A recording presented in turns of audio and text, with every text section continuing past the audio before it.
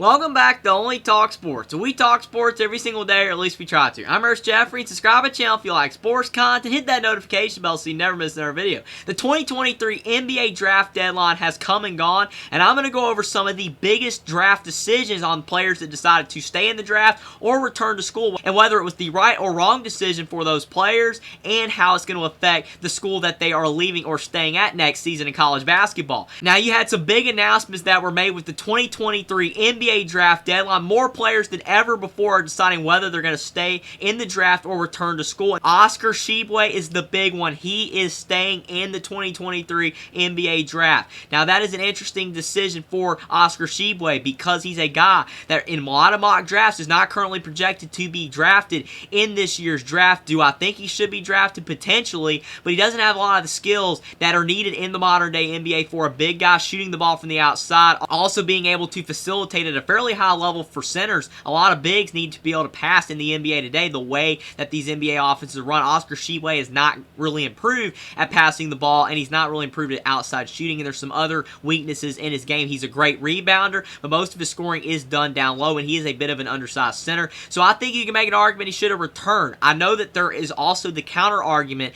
that if he returns to Kentucky, how is he going to be able to improve his game where he could potentially be drafted higher in next year's draft? And plus, he's going to be a year older, and the NBA wants to get these players into the league as quickly as possible. So in that regard, you can say it was the right move by Oscar Tshiebwe. I still think in a way he should have returned to Kentucky because of the fact that guarantee money would have been there, and now it's not going to be because of the fact that he's going to the draft and he might not even get drafted or be able to get a guaranteed contract. But still, it's a 50-50 move. Maybe I would have seen that he needed to stay at Kentucky. Really would help the Wildcats next year. It's not going to help them out at all with Oscar Tshiebwe being gone, but they've got some talented freshmen coming in at center, so potentially they'll be fine there. But definitely Kentucky's hurt by Oscar Tshiebwe's decision. Hopefully it works out for Tshiebwe. Still think that he should have potentially returned to college. The other big one is Zach Edey. He is staying in college. He's returning to Purdue. This is monumental news for the Boilermakers. They needed Zach Edey to return because if not, there's no way Purdue would have been a top team in the Big Ten, and there's no way that they would have had a shot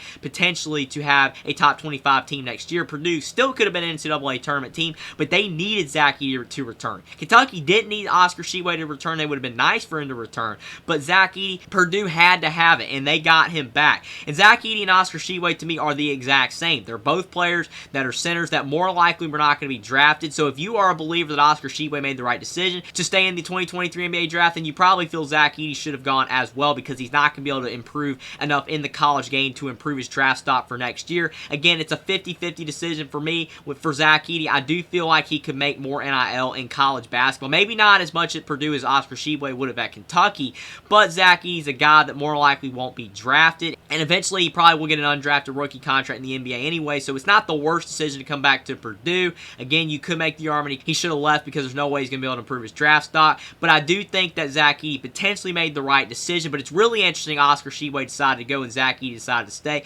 Both players obviously have different intentions and motives for their reasonings on what they did, but both are similar players, but they made different decisions. Now, it's going to be really hard to go through all of the rest of these, but I will try to touch on some of the biggest ones that decided to stay or go. Julian Phillips from Tennessee, he decided to stay in the NBA draft. I know he's a freshman. He's a really talented player, and I don't think it's going to hurt Tennessee too badly that Julian Phillips is leaving because of the fact Josiah George-James, he's coming back, and I think that's a good decision for him to stay at Tennessee, make some NIL, and be able to potentially be a guy that could sneak into the second round, potentially in the NBA draft if he improves. But Julian Phillips, he is a freshman. He'll probably be a second-round pick. I don't think it's the worst decision in the world by him to stay in the 2023 NBA draft. He could have come back and maybe boosted his draft stock after another season with the Volunteers in college basketball, but I don't think it's a bad decision by him overall. He's going to get drafted. He'll probably get a guaranteed contract, and Tennessee's not going to be too bad off without him. Trey Alexander, he's staying at Creighton. That is big for the Blue Jays. He is a guy that definitely will help out their team next year. Ryan Kalkbrenner, he also returned. I think both players made the right decision to stay. Arthur Klum is staying in college basketball as well, but he's also in the transfer portal, so that does not help Creighton, but I think all of those players made the right decision to return. Adama Sanogo is staying in the draft. I think that's a smart decision by him.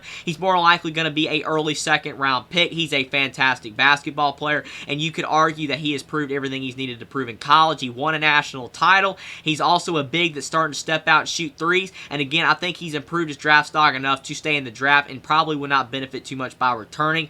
Also, Andre Jackson and Tristan Newton returned for UConn. Both players players made the right decision to come back. They lost Adama Sanogo, but they still got Donovan Cleeman and Andre Jackson, and also having Tristan Newton back are huge returns as well. Marcus Bagley decided to stay in the NBA draft. I think that's a bad move. I understand he's an older player, and you can make the argument you're not going to improve much in college basketball, and you're not going to be able to potentially have as good of a shot of landing on an NBA team the older yet you are. But Marcus Bagley is a guy that's more than likely not going to get drafted at all, and he might not even get an undrafted rookie contract because he was solid at Arizona State, but he's had some injury issues, and I just don't know if it was the right decision by him at all. Darren Holmes, he decided to return to Dayton. That's a good move by him. He could have been drafted in the second round, but if he improves even more and starts to maybe show some perimeter game with the Flyers next season, I think he could definitely help out his draft stock. Big move for the Dayton Flyers to get him back, because if they didn't get him back, Dayton could have really struggled next season. Devo Davis is returning to Arkansas, while Jordan Walsh, he's staying in the NBA draft. I think Jordan Walsh, you could potentially make an argument it's the right decision for him because he is a freshman and he will be picked in the second round. He could have come back to Arkansas and really improved, but he did show some nice things in the 2023 NBA draft combine, so I think it is a good move by Jordan Walsh, and Arkansas is not going to miss him too much. But Devo Davis coming back is big. He is going to be surrounded by a lot of guard talent at Arkansas next year, so Devo Davis is really going to have to shine if he wants to improve to be able to be an NBA draft player. But I do think that it's a really good move by Devo Davis to return and Jordan Walsh to leave. Terrence Shannon and Coleman Hawkins are both coming back for Illinois. I think those are both great moves by them to return to the Fighting Illini. They needed both players to return, and I think that both players will be really solid for the Fighting Illini with the potential to improve and maybe sneak into the second round of the NBA draft the following year. I think both players made the right decision there. And Oscar Tshiebwe was not the only player for Kentucky to leave in the 2023 NBA draft. Chris Livingston is gone as well. He's another player that's really interesting because he's a freshman, and I know that guys, when they're younger, if they're potentially being projected to be picked, you want to go ahead and go and get drafted as quickly as possible and be able to get yourself implemented into the NBA and have a lot of success. But Chris Livingston really struggled at Kentucky this past season.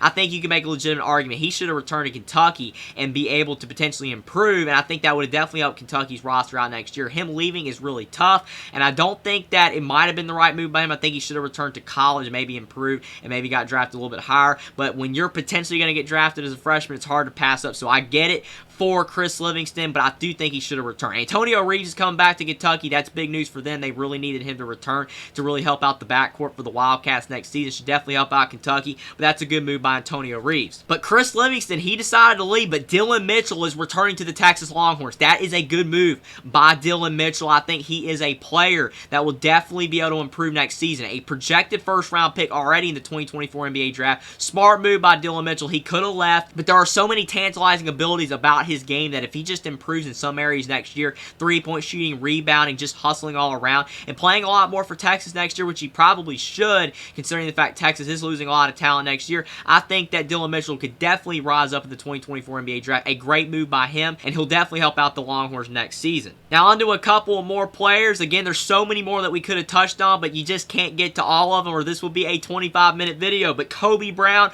of the Missouri Tigers, he is gone. I think he should have returned. That is a massive loss for the Missouri Tigers. A lot of people thought he would return to potentially help Missouri be a really solid team again next year, but he wanted to go in and go to the NBA draft. I don't blame him, and he did improve a lot at Missouri, and there are some people that think he could be drafted, but he is a guy that more than likely won't be drafted because of the fact there's so many other players around. He could be a second-round pick, possibly, but I do think he probably should have returned. Not the worst decision in the world. Tough loss for Missouri, but Kobe Brown has decided to stay in the NBA draft. Most of these players that were on the fence decided to return, and that is huge, and that's why you can't go through all these players, because most of them did decide to stay, and most of these players you thought would stay. That's why I've only touched on the ones that we thought would potentially go pro and they decided to return, because there was a lot of players that did return to college, but they were expected to. But some of the other ones that were surprising that they left. Yuri Collins of St. Louis, he decided to stay in the NBA draft. I think he should have returned to college, even if he did decide to transfer from St. Louis, because they're not looking like they're going to be a great team next year. I think Yuri Collins should have come back, because of the fact he's a guy that's a great passer, but he has to score the basketball enough. And in the NBA today, they want you to be able to score the ball at a high level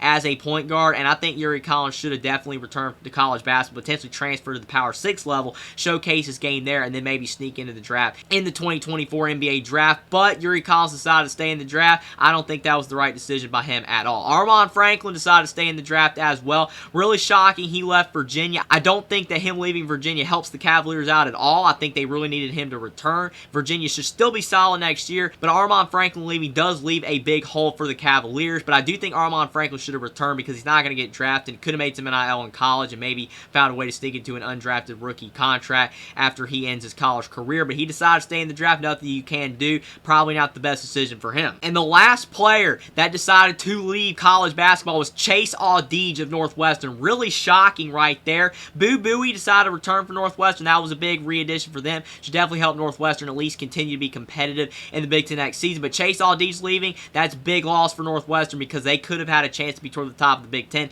Maybe they could still be solid, but Chase Audige leaving is a big loss. I think that he should have returned to college. He's not going to get drafted, but he is a guy that maybe he's looking at. He's getting older and wants to go ahead and get in the NBA, see if he can have a shot to stick in the league. But I do think Chase Audige should have returned. Very interesting he decided to stay in the draft. But there are a lot of other players in college basketball who decided to stay. You can look at players like Jay Nakins and A.J. Hogar returning to Michigan State. Clifford Omoruyi returning to Rutgers. Reese Beekman returning to the Virginia Cavaliers. Judah Mintz returning to the Syracuse Orange. He's another player that could have went pro. I think that's a big addition for Syracuse. Good move by him because he could potentially move up in the 2024 NBA draft like Dylan Mitchell. But a lot of players, a lot of interesting decisions. I think that most of the players decided to go pro. Should have probably returned. Probably Adonis Sanogo is the one that should have went pro. The other ones you can make an argument should have returned. But Oscar Tshiebwe leaving, that's a tough loss for Kentucky. But it's really interesting. The 2023 NBA draft deadline delivered with all the big news with players staying and going. And it's going to be really interesting to see how all these players perform in the NBA potentially next season, the ones that left, and the players decided to return to college, and whether they made the right decision that could potentially help boost the draft stock for 2024. Comment down below what you think about the 2023 NBA draft deadline and which players you felt should have stayed in college basketball and which players you felt made the right decisions to go to the 2023 NBA draft, and even some of your thoughts on some players that I didn't even get to mention in this video. Subscribe to the channel if you like sports content. Like this video down below. Follow me on Twitter as well. Link is in the description, and I will see you next time.